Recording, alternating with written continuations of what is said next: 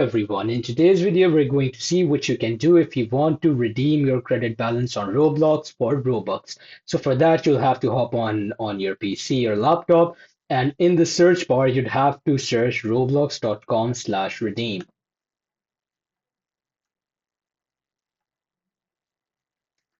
As you can see, this is the link that you need to search up.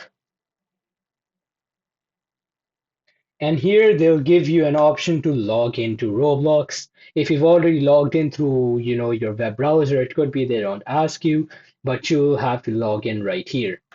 Now from here, you will add your credit code. You must have a code for which you want to credit into your Robux. And after that, what you'll do is basically they'll select the redeem option and they'll ask you how you want to redeem it. There they will give you an option of Robux. Where you see the option of Robux, where they'll give you the option convert to Robux, you'll press on that and they'll show you the amount of credit you have. Let's say you have a $10 credit. They'll show you that and they'll show you how much Robux you're getting in return. So you'll just confirm that and it's just as simple as that. And you'll be able to redeem your credit into Robux. Thanks for watching and subscribe for more.